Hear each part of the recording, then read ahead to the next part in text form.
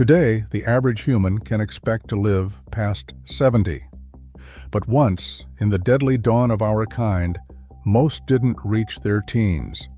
Homo habilis, our earliest tool-making ancestor, barely made it past 12. This wasn't just tragic luck. Surrounded by saber-toothed cats, giant crocodiles, unpredictable climates, and a diet that forced them into danger, their every meal was a gamble. Nearly half died before age 10. Childhood meant running the gauntlet, not growing up. Medicine, safety, even hope were all centuries ahead.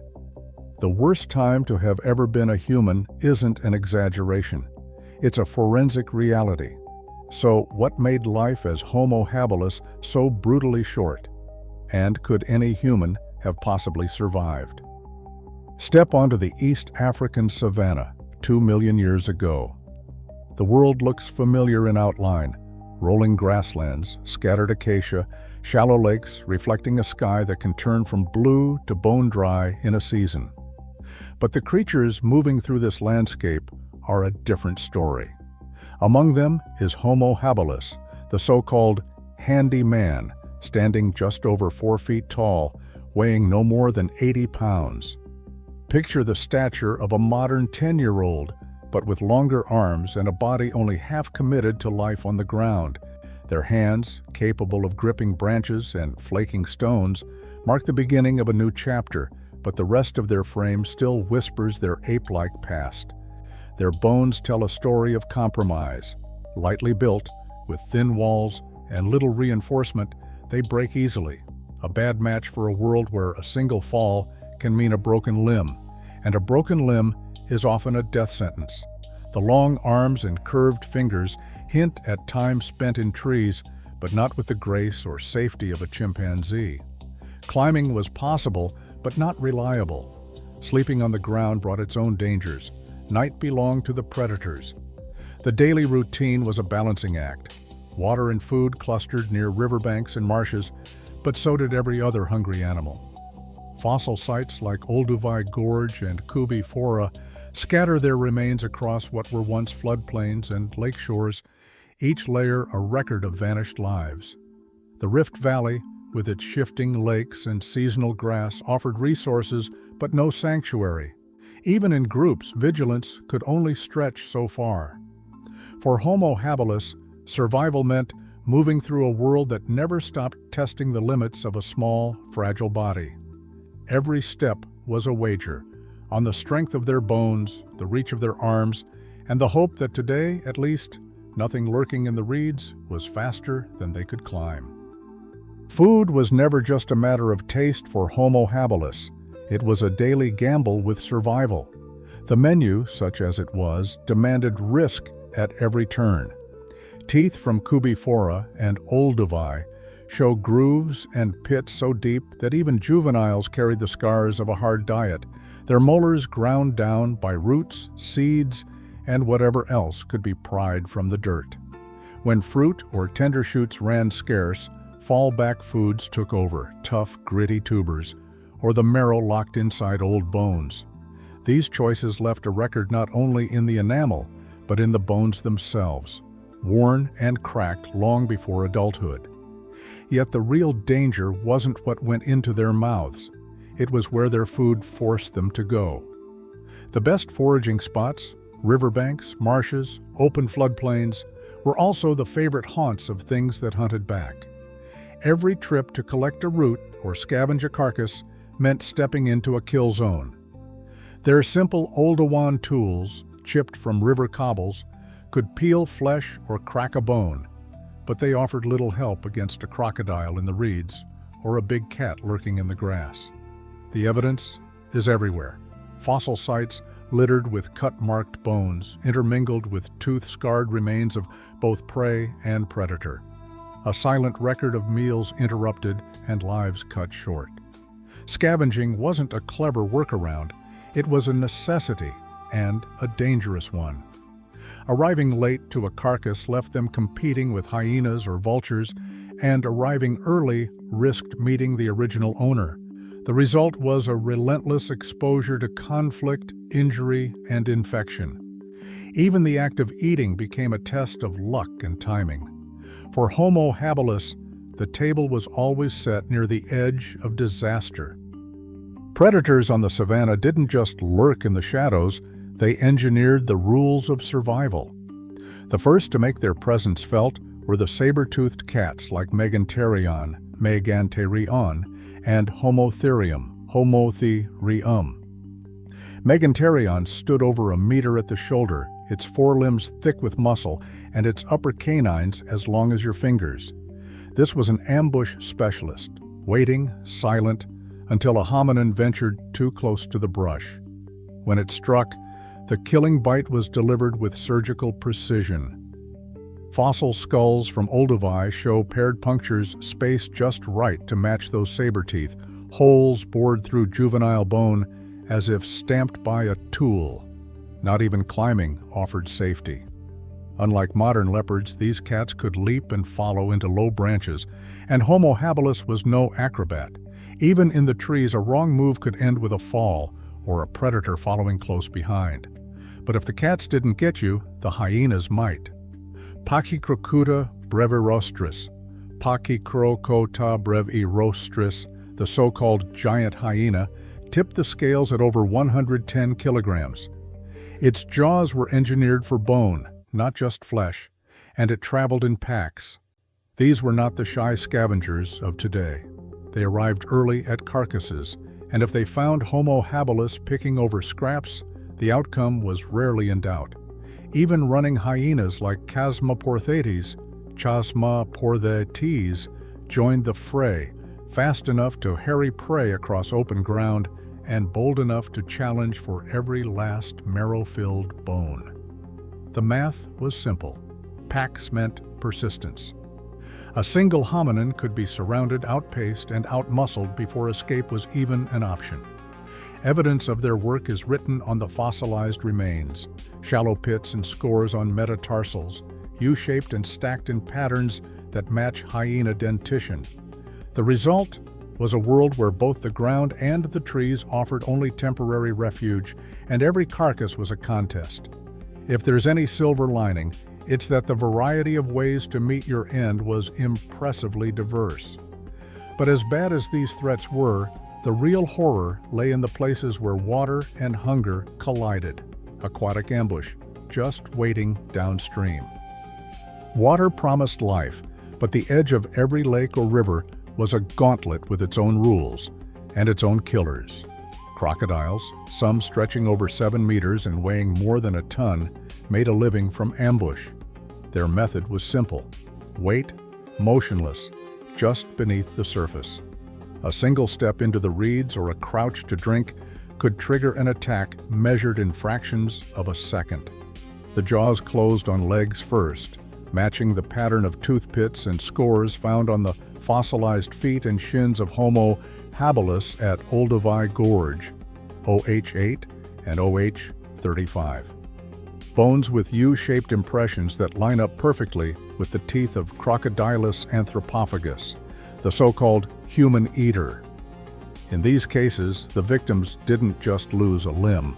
The odds of survival after such an encounter were essentially zero. And those are just the attacks that left bones behind. When a crocodile was large enough, it could swallow a child whole, erasing every trace. But not all threats at the water's edge wore scales. Hippos, the unexpected tyrants of the riverbank, killed more humans each year in modern Africa than lions, and their ancient cousins were just as territorial. A hippo defending its patch could outrun a human in short bursts and snap bone with a single bite. For a small-bodied hominin, the margin for error was paper thin. Even approaching the water in a group offered little safety. One wrong move and the entire shoreline could erupt in chaos. Smaller killers, too, waited in the margins. Venomous snakes curled in the grass, ready to strike at bare ankles. Birds of prey, especially large eagles, saw opportunity in every unattended child. Each of these hazards claimed their share of lives, often leaving nothing behind but a gap in the group. The world around Homo habilis was not just alive, It was actively hostile. Every resource-rich patch of mud or green was also a hunting ground, and every trip to the water risked vanishing without warning.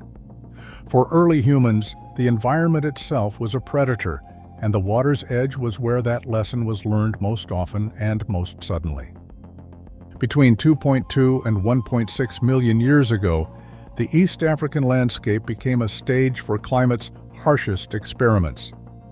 Lake Turkana's ancient mud preserves the record, deep clays and diatomite from times of abundance, abruptly capped by layers of dust and baked earth. These weren't slow changes. Within a single human childhood, a green floodplain could shrink to a cracked basin, leaving only scattered puddles where a lake once stretched for miles. The isotope spikes in those sediments are unmistakable. Each pulse of aridity meant less rain, more evaporation, and a menu that got shorter by the season. As water retreated, every creature with a thirst, herbivores, predators, hominins, was funneled toward shrinking pools. It wasn't just about finding a drink, it was about surviving the crowd. The last stands of papyrus and reeds became magnets for both prey and hunter. Fewer fish, fewer edible roots, fewer places to hide. Pollen grains trapped in the mud show the forests pulling back, replaced by tough grasses and desert shrubs. The world shrank, and with it, the odds for survival.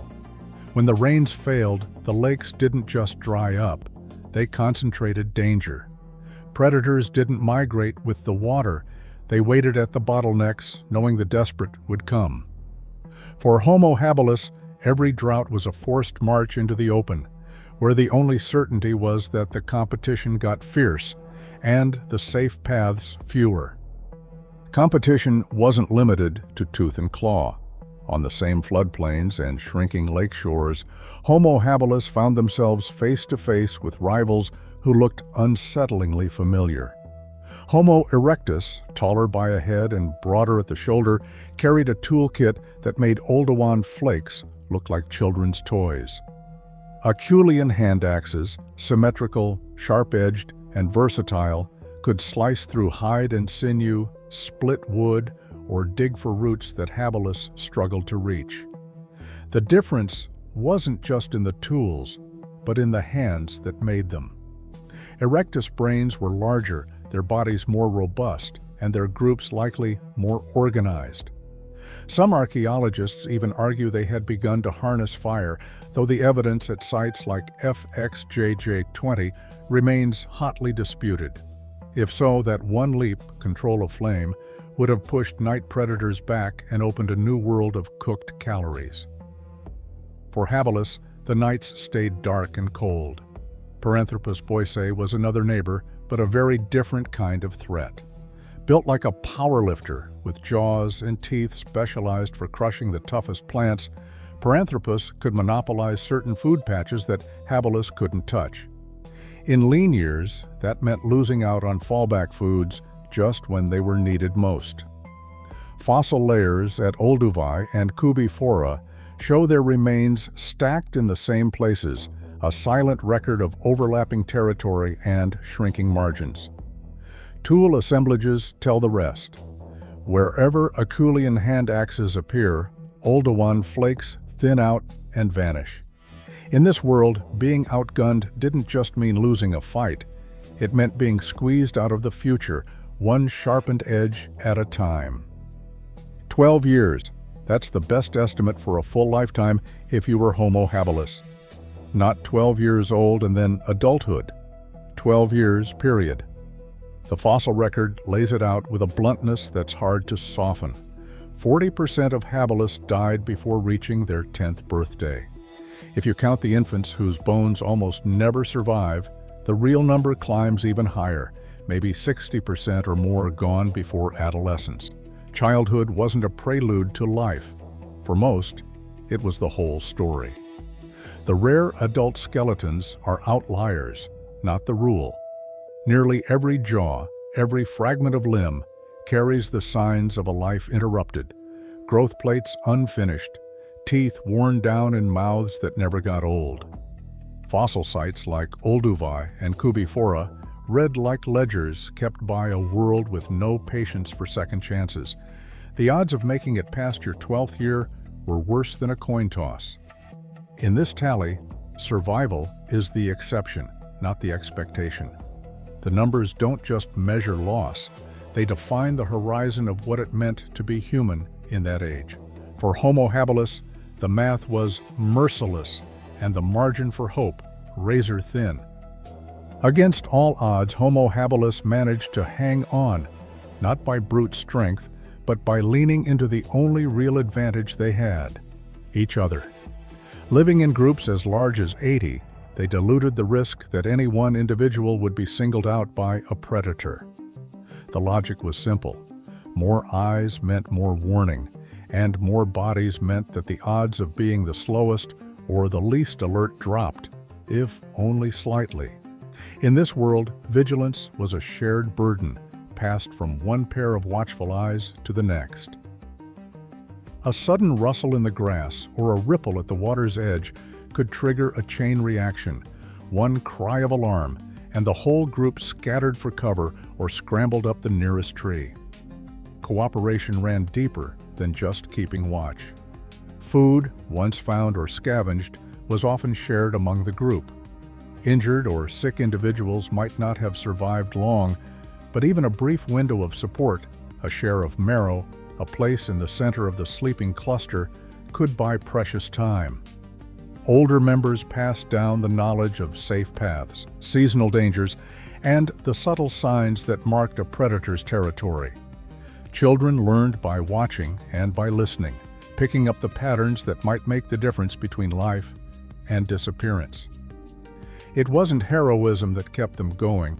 It was the slow, steady work of remembering, teaching, and watching out for one another.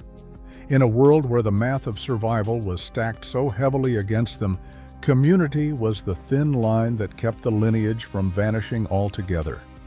Even when the odds were bleak, the habit of sticking together, of pooling risk, sharing food, and passing down hard-won lessons made persistence, if not prosperity, just barely possible.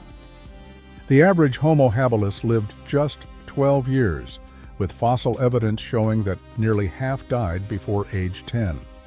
Survival meant facing big cats, crocodiles, and starvation, all made worse by constant climate swings and competition from better-armed relatives.